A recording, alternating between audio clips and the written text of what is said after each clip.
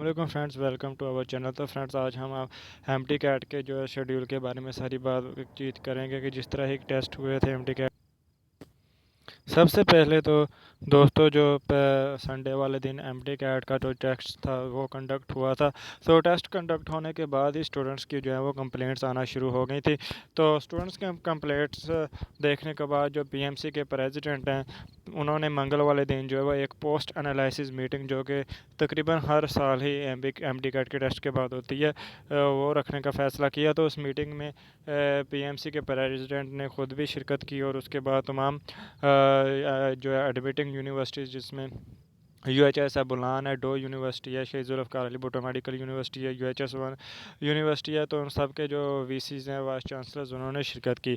तो उसमें प्रेसिडेंट ने उनको बताया कि ये मसले हैं, स्टूडेंट्स की शिकायत आ रही हैं।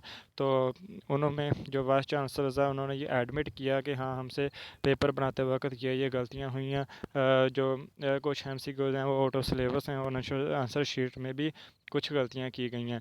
तो पीएमसी ने जो है वो, तो अब ये सारा जो प्रोसेस है ये यूनिवर्सिटीज़ के हैंड ओवर कर दिया है कि वो अपने कंप्लीट जो है अपने अपने क्वेश्चंस का, अपने अपने जो कंडक्ट उन्होंने टेस्ट किया उसका कंप्लीट एनालिसिस करें कि कौन कौन से सवाल जो है वो आउट ऑफ सिलेबस हैं, आंसर शीट्स में क्या प्रॉब्लम है, जो भी है वो सारे क्वेश्चंस, उन सब का एनालिसिस करें और उसका एक कंप्लीट एनालिसिस करके जो है वो हमें रिज़ल्ट बताएं। तो उसके बाद ही फिर फैसला किया जाएगा कि ग्रेस मार्क्स किस तरह दिए जाएंगे। तो फिर उन यूनिवर्सिटीज़ को, तो वो यूनिवर्सिटी जो है वो नोटिफिकेशन एक डिटेल बना के देंगी, तो उसके बाद ही जो है वो नोटिफिकेशंस आना शुरू होंगे। तो फिर उसमें फ़ैसला किया जाएगा कि किस यूनिवर्सिटीज़ के कितने सवाल जो हैं वो आउट ऑफ सिलेबस थे, तो उनके मुताबिक फिर स्टूडेंट्स को जो है वो ग्रेस मार्क्स दिए जाएंगे। तो आप स्टूडेंट्स ने इनमें क्या करना है, तो क्या आप स्टूडेंट्स जो हैं वो इसमें जो आप प्रूफ कर सकते हैं कि कौन से क्वेश्चन जो हैं वो आउट ऑफ सिलेबस थे और शीट जो रॉन्ग थी वो सारे जो है, जिस आप अपनी जो यूनिवर्सिटी है जिधर आपने एडमिटिंग टेस्ट दिया है एमटी कैट का, जिस तरह UHS है, बोलान है, डो यूनिवर्सिटी है, ईटा है, तो अपनी जो रेलिवेंट यूनिवर्सिटी है उसके तहत आप कंप्लेंट कर सकते हैं। हेल्पलाइन नंबर के थ्रू भी कर सकते हैं, या कंप्लेंट बॉक्स के थ्रू भी आप कंप्लेंट रजिस्टर करवा सकते हैं। तो जैसे ही आपका जो क्वेश्चन है वो प्रूफ हो जाएंगे कि ये जो क्वेश्चन है जो आउट ऑफ सिलेबस हैं, तो उनके अकॉर्डिंग आपको जो है वो ग्रेस मार्क्स दिए जाएंगे। और दूसरी बात इधर एक और आ रही है कि जो तमाम जो स्टूडेंट्स को जो है वो ग्रेस मार्क्स दिए जाएंगे या चंद स्टूडेंट्स को ग्रेस मार्क्स दिए जाएंगे।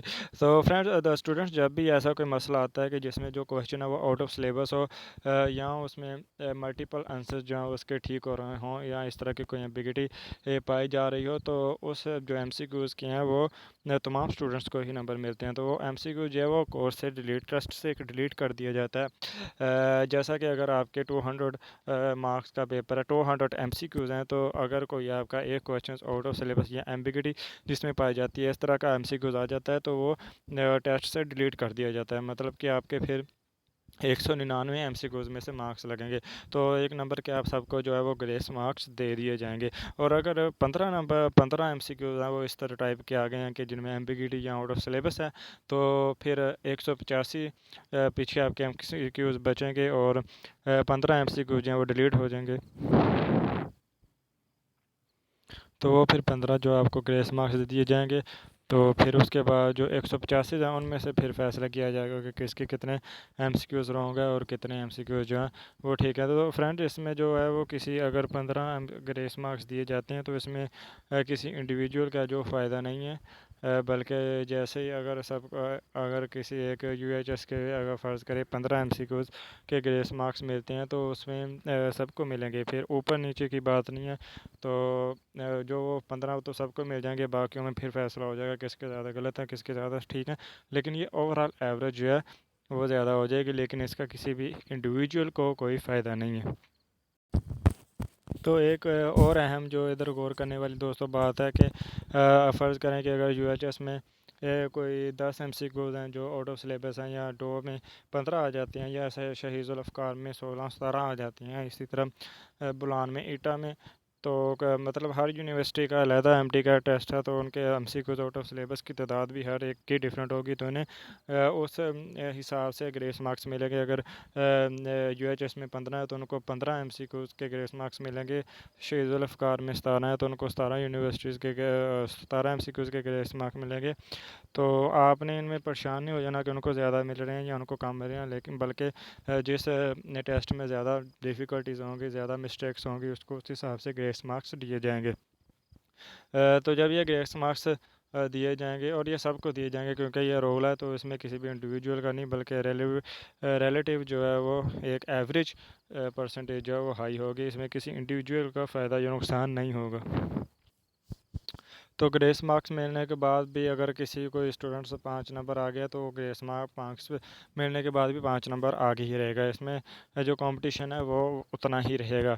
और उसके बाद ये पिछले साल इस तरह हुआ था कि एमसी किसी भी को जो है वो ग्रेस मार्क्स ज़्यादा मिल रहे हैं, किसी को कम मिल रहे हैं, या जो कोई जो है अप्लाई करता है दोबारा चेकिंग के लिए, रीचेकिंग के लिए, तो उसके नंबर बढ़ जाते हैं या बहुत कम हो जाती हैं। तो ये ड्रामा सारा पिछली बार हुआ था, लेकिन इस बार इस तरह का कुछ भी नहीं होगा। तो इस बार इस तरह का कुछ नहीं होगा क्योंकि इस बार पीएमसी ने हर रिलेटिव यूनिवर्सिटी को उसकी ज़िम्मेदारी दी है, तो वो बिल्कुल हिसाब से हर बंदे को जिसके बनते हैं ग्रेस मार्क्स देगी। तो उसके बाद एक और अहम खबर इस सिलसिले में आपके साथ शेयर करते जाएँ कि पेशावर में केपीयू की जो यूनिवर्सिटी मेडिकल यूनिवर्सिटी है, उसका पेशावर हाई कोर्ट में एमडी कैट का केस का जो है वो चैलेंज कर दिया गया। हाई कोर्ट ने एमडी कैट को के रिज़ल्ट की जो अनाउंसमेंट है उसके ऊपर पाबंदी लगा दी है कि अभी तक वो एमडी कैट का रिज़ल्ट अनाउंस नहीं करेंगे जब तक कि जो टेस्ट है वो बिल्कुल शफाफ करार ना दे दिया जाए, तो उससे पहले वो रिज़ल्ट अनाउंस नहीं करेंगे। तो ये पेशावर हाई कोर्ट के जो है वो दिए गए नोटिफिकेशन के मुताबिक जो है अदालत के मुख्तसर फ़ैसला में टेस्ट के नताइज को मुकाबला और शफाफियत के असूलों से मशरूत किया गया है, यानी जब तक मज़कूरा असूल पूरे नहीं होंगे टेस्ट के जारी नहीं जो है वो नहीं किया जाएगा, उसकी हमें इनको अलाउ नहीं करेंगे। अभी तक जो है वो पेशावर हाई कोर्ट ने जो है एमडी कैट के केपीयू के ऊपर जो है वो पाबंदी लगा दी है कि अभी तक वो रिज़ल्ट अनाउंस नहीं करेंगे। तो इसका जो है अब तक शफाफियत का जो है वो अंदाज़ा नहीं लगाया जाता। तो इसमें जो फ़ैसला है वो ज़्यादातर स्टूडेंट्स के हक़ में होने के ही चांसेस है कि इसका फ़ैसला स्टूडेंट्स के हक़ में ही होगा। तो ये तो थी एमडी कैट के रिलेटेड वीडियो। तो उसके बाद स्टूडेंट्स आपने डिप्रेस नहीं होना कि आंसर की के मुताबिक जो कि आंसर की जो इस वक्त चल रही है, जो रॉन्ग आंसर की कि आपका मयार उस तक वक्त तक आपकी तवक्को जो है वह नहीं पहुंची, आपके उतने मार्क्स नहीं आए। तो ये एक माइंडसेट पहले भी हमारा होता है कि जब 2 लाख से ज़्यादा स्टूडेंट्स ने अप्लाई किया और उनमें सिर्फ 20,000 के जो है वो एमडी कैट में एमबीबीएस में एडमिशन्स होने थे। जिस तरह कि अगर पंजाब की बात की जाए तो 83,000 ने स्टूडेंट्स ने अप्लाई किया था, टेस्ट दिया था, लेकिन 3,500 जो है वो सीटें थी।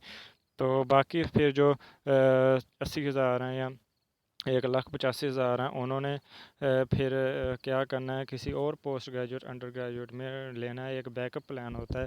तो या प्राइवेट कॉलेजेस में एडमिशन लेने हैं, तो इसमें आपने कभी भी अभी क्योंकि ज़्यादातर आप पोस्ट अभी देख भी रहे होंगे यूट्यूब पे कि एमबीबीएस के प्राइवेट कॉलेजेस की जो हालात है वो ख़राब हैं इस तरह। तो आपने इसमें परेशान नहीं होना, बल्कि आप आगे एडमिशन लें। अगर आप दोबारा इम्प्रूवमेंट करना चाहते हैं तो करें, दोबारा टेस्ट दें। फुली फंडेड अगर आप बगैर एडमिशन लिए बगैर फुली फंडेड दोबारा रिपीट करना चाहते हैं तो वो भी आप फुली फ्लैज्ड कर सकते हैं।